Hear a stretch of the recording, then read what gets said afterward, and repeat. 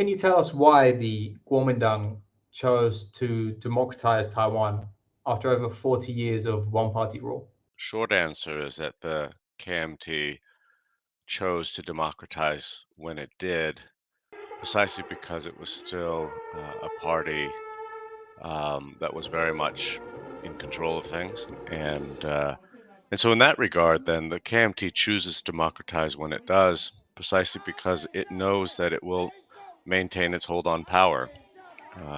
That in the face of full elections and freer elections, it would have every confidence that it would continue to be electorally dominant. So the KMT had a record as an authoritarian party of being incredibly brutal at times. For example, the 228 incident, the White Terror. So what was it about the party that allowed it to not only democratize, but then thrive when it did so? The earlier part of your question, I think, is really important because there's no denying that the KMT was an especially brutal regime. But I would say by and large, the political party, the KMT, has been able to transform its image from being an authoritarian, brutal regime into a viable democratic political party for a couple of reasons. One is when you look back at the transition period beginning in the late 1980s or the mid 1980s into the late 1980s, you see the more moderate faction emerge as the dominant faction within the political party. This, of course, was in many ways sanctioned by Jiang Jingguo, supported by Jiang Jingguo, particularly in his selection of Li Denghui as his successor. And Li Denghui himself, of course, as we now know, was always a proponent for the full democratization of Taiwan. He is ethnically Taiwanese.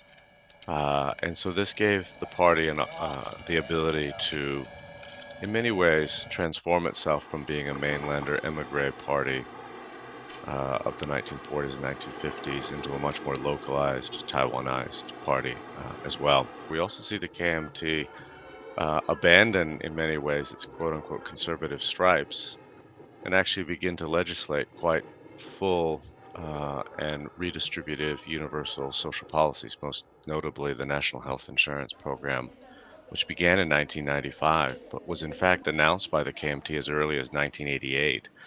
And it was a very ambitious social welfare program that was developed throughout the early 1990s. Again, this was the kind of policy pronouncement and policy implementation that allowed the KMT to move away from its authoritarian past to assemble new winning coalitions in terms of voter support and indeed recast the party as not only a democratic political party, but one that was, in fact, open to redistributive social welfare policy as well. And how does the KMT and Taiwan's experience of transitioning to democracy from authoritarianism compare to other countries in the region? I think the closest comparator would be South Korea. South Korea under Chen Duhuan was also a brutal authoritarian regime, but by the mid 1980s, it too had very obviously passed its apex of power. And so we see in 1987 a handover of power from Chen Duhuan, who was again the dictator of the time, a handover of power to his successor, No Tae-woo.